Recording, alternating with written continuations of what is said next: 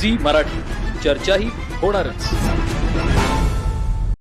चंदगड तालुक्यातील आदर्श गाव मांडेदुर्ग आज खडी क्रशरच्या दहशतीविरोधात पेटून उठलंय। गावच्या हद्दीतील नियमबाह्य खडी क्रशर मशीनमुळे गेली 15 ते 20 वर्ष होरपळणाऱ्या ग्रामस्थांनी चंदगड तहसीलदार कार्यालयासमोर सोमवारपासून सुरू केलेलं साखळी उपोषण मंगळवारी दुसऱ्या दिवशी तितक्याच तीव्रतेनं सुरू ठेवलाय। जोपर्यंत खडी क्रशर मशीन पूर्णतः बंद होत नाही तोपर्यंत आंदोलन मागे घेणार नाही असा ठाम इशारा आंदोलकांनी प्रशासनाला दिलाय। चंदगडचे तहसीलदार राजेंद्र चव्हाण यांनी आंदोलनस्थळी भेट देऊन यावर कायदेशीर कारवाई होणार असल्याचं सांगितलं, पण यावर अजून ठोस कारवाई नसल्यानं मांडेदुर्ग ग्रामस्थांनी आंदोलन सुरू ठेवलंय।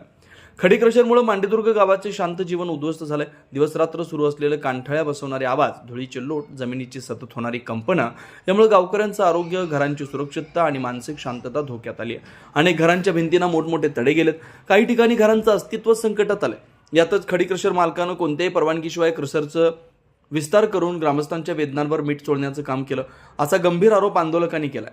याबाबत तहसीलदार कार्यालयासह संबंधित विभागाकडे वारंवार तक्रारी करूनही प्रशासनानं डोळेझाक केल्यानं ग्रामस्थांमध्ये तीव्र संताप निर्माण झालाय। जर कायदे, नियम आणि नागरिकांचे हक्क पायदळी तुडवले जाणार असतील तर प्रशासनाची भूमिका काय असा थेट सवाल उपस्थित करत मांडेदुर्ग ग्रामस्थांनी आता निर्णायक संघर्षाचा मार्ग स्वीकारलाय। प्रशासनानं त्वरित कारवाई न केल्यास आंदोलन अधिक तीव्र करण्याचा इशारा ग्रामस्थांनी दिलाय। या साखळी उपोषणाला संपूर्ण चंदगड तालुक्यातून मोठा पाठिंबा मिळतोय। विविध गावातील नागरिक, सामाजिक कार्यकर्ते आणि संघटनांचे प्रतिनिधी आंदोलनस्थळी हजेरी लावत आहेत। आज मांडेदुर्ग, उद्या इतर गावं या भावनेतून तालुकाभरात या प्रश्नाबाबत जागृती निर्माण होते।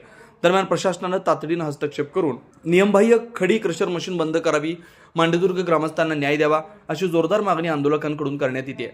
अन्यथा हा संघर्ष तालुकास्तरीय नव्हे तर जिल्हास्तरीय आंदोलनात रूपांतरित होईल। येणाऱ्या प्रत्येक निवडणुकांवर बहिष्कार टाकण्यात येईल असा इशारा आंदोलकांच्या वतीने देण्यात आला। सी मराठीहून ज्ञानेश्वर पाटील, चंदगड। या ठिकाणी साखळी उपोषण सुरू केलं आहे। बेकायदेशीर खडी मशीन बंद करण्यासाठी ते साखळी उपोषण आहे। त्याच्या अनुषंगानं शासनाचा एक प्रतिनिधी तालुक्याचा मधून मी आपल्याशी चर्चा करण्यासाठी या ठिकाणी आलो होतो। आपल्या सगळ्यांच्या या बाबतीत भावना तीव्र आहेत, आपल्या ज्या तीव्र भावना आहेत त्याच्या अनुषंगानं आपल्याला जे काही कागदपत्र आहेत जे द्यायचे आहेत, आता चर्चा झाली त्याच्याप्रमाणे आपण काही कागदपत्र मला सादर करणार आहात। जे ग्रामपंचायतीचे ठराव आहेत किंवा काही ज्या बोगस नोंदी आहेत असं आपलं म्हणणं आहे। त्याच्या अनुषंगानं मला कागदपत्र आमच्याकडे द्या। आपलं असं म्हणणं आहे की त्या दिवशी आमचे सर्कल ऑफिसर येऊन पंचनामे करून गेले, ते पंचनामे पूर्ण नाहीत, तर ज्या मंडळींचे पंचनामे करायचे शिल्लक आहेत त्यांचे आज अर्ज तुम्ही माझ्याकडे द्या। उद्या मंडलाधिकाऱ्यांना मी तिथं पंचनाम्यासाठी पाठवीन, त्या ठिकाणी आपण समक्ष हजर राहावं ज्या लोकांचा पंचनामा शिल्लक आहे त्यांनी। आणि त्याच्यानंतर माझा जो सगळा रिपोर्ट आहे तो मी प्रांत साहेबांमार्फत जिल्हाधिकाऱ्यांना पाठवेन। त्यानिमित्तानं माझ्या तर आपल्या सगळ्यांना अशी विनंती आहे, आता सगळ्यांनी आपले सगळी काम, व्यवसाय सोडून आपण सगळेजण या ठिकाणी आलेलो आहात। आपली जी मागणी आहे त्या मागणीच्या अनुषंगाने जे काही अहवाल आम्हाला पाठवायचे आहेत ते आम्ही अहवाल पाठवूच, पण आपल्याला सगळ्यांना प्रशासनाच्या वतीनं विनंती आहे की आजचं हे आपलं साखळी उपोषण जे आहे ते आपण तात्पुरतं स्थगित ठेवावं।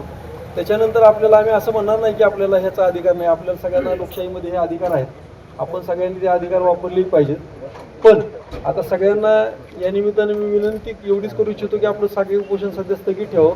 आपण सगळा अहवाल जो आहे तो जिल्हाधिकाऱ्यांना पाठवू, त्याच्यामध्ये आपल्यामार्फतही पाठपुरावा करावा, आमच्यामार्फतही आम्ही पाठपुरावा करतो। जर त्याच्यानंतरही जर समजा हे नाही शक्य झालं तर आपल्याला हे जे साखळी उपोषणाचा जो मार्ग आहे तो आपण कधीही अवलंबू शकता। त्याच्यामुळं परत एकदा आपल्याला विनंती करून मी माझे 2 शब्द सांगतो। काय म्हटल्याने त्यांनी आणि परत मुलं होत नाहीत काय म्हटल्याने त्यांनी आणि परत मुलं काढीत जाय